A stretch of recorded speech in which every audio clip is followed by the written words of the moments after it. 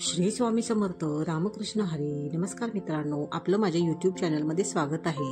तर आज आपण जाणून घेऊयात स्वामी समर्थांना किंवा इतर देवतेंना नैवेद्य कसा अर्पण करायचा असतो, तो कसा दाखवावा. तर चला जाणून घेऊया. देवाला नैवेद्य अर्पण करणे ही एक महत्त्वाची धार्मिक प्रक्रिया आहे, ज्याद्वारे आपण देवतांच्या चरणी अन्न अर्पण करतो. त्यामुळे भक्ताला देवतेची कृपा आणि आशीर्वाद मिळवता येतात. तर स्वामी समर्थांनी इतर देवाला नैवेद्य कसा अर्पण करायचा याविषयीची महत्त्व आणि योग्य पद्धतीविषयी मी आज तुम्हाला सांगणार आहे. तर त्यासाठी तुम्ही हा व्हिडिओ पूर्ण पहा. नैवेद्य अर्पण करताना गोड आणि तिखट पदार्थांचे महत्त्व, तसेच गायत्री मंत्राचे उच्चारण हे खूप महत्त्वाचे आहे. तसेच देवतेची ऊर्जा अन्नामध्ये कशी प्रवेश करते हे स्पष्ट करण्यात आले आहे. नैवेद्य अर्पण केल्याने आध्यात्मिक प्रगती साधता येते आणि जीवनात शांती व समृद्धी येते.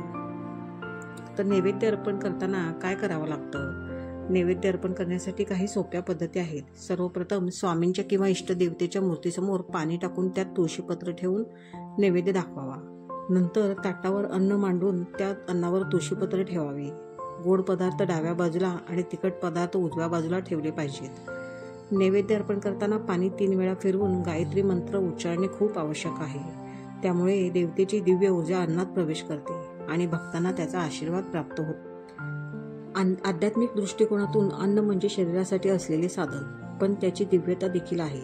जेव्हा अन्न देवतेला अर्पण केला जातो तेव्हा त्या अन्नामध्ये देवतेची शक्ती समाविष्ट होते. अन्नातून देवतेची कृपा मिळवण्यासाठी भक्ताने मन पवित्र असावे लागते. त्यामुळे अन्नामुळे भक्त आणि देवतेमधील संबंध अधिक दृढ होतात.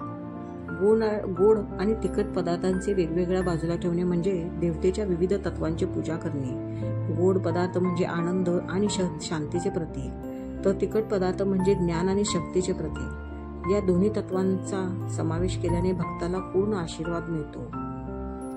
तर नैवेद्य विधी करताना गायत्री मंत्र कसा उच्चारायचा? कारण गायत्री मंत्र उच्चारणे अत्यंत महत्त्वाचे आहे. कारण या मंत्राच्या उच्चारणाने देवतेच्या शक्तीला आकर्षित करण्याचा मार्ग खुला होतो. गायत्री मंत्राचे उच्चारण भक्ताच्या मनाला शुद्ध करते आणि देवतेच्या आशीर्वादाने त्याचे जीवन समृद्ध होते. जर एखाद्या वेळी आपल्याला नैवेद्य करणे शक्य नसेल तर दूध, साखर, गूळ किंवा दहीभात यासारखे साधे पदार्थ देवतेला अर्पण करू शकतो. यामुळे देवतेला समर्पणाची भावना कायम राहते आणि भक्ताच्या आध्यात्मिक प्रगतीला चालना मिळते. तर रोज काहीतरी नैवेद्य अर्पण करणे म्हणजे देवतेशी एका नियमित संबंध स्थापित करणे. हे भक्ताच्या आध्यात्मिक प्रगतीस मदत करते, कारण यामुळे मनुष्याच्या जीवनात शांती, समृद्धी आणि दिव्य आशीर्वादांचा वास राहतो. नैवेद्य अर्पण करणे हे एक अतिशय पवित्र कार्य आहे, ज्यामुळे भक्ताच्या जीवनात दिव्य शक्तींचा संचार होतो. देवतेला अर्पण केलेला अन्न हा भक्ताच्या श्रद्धेचा प्रतीक असतो आणि त्याच्याद्वारे भक्ताला देवतेची कृपा आणि आशीर्वाद प्राप्त होतो. तर चला आता जाणून घेऊया नैवेद्य दाखवताना कोणते मंत्र बोलावे. पहिला मंत्र आहे गायत्री मंत्र. दुसरा मंत्र आहे पंचप्राण मंत्र. तिसरा मंत्र आहे स्वामी समर्थ यांना अंतिम अर्पण, तो म्हणजे श्री स्वामी समर्थ चरणात नमस्तु. हे मंत्र नैवेद्य अर्पण करताना उच्चारले जातात, ज्यामुळे स्वामी समर्थांच्या कृपेची प्राप्ती आणि आशीर्वाद मिळवता येतात.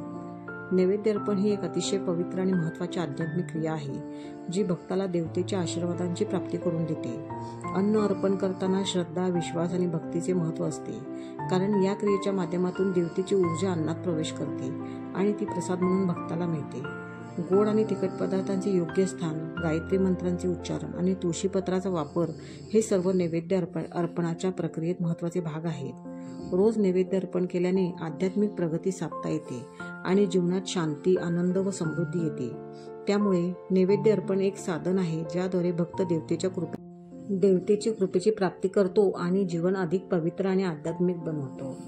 तर ही सर्व माहिती अशी होती की स्वामी समर्थांना नैवेद्य कसा अर्पण करावा. व्हिडिओ संपूर्ण पाहिल्याबद्दल तुमचे सर्वांचे मनापासून आभार.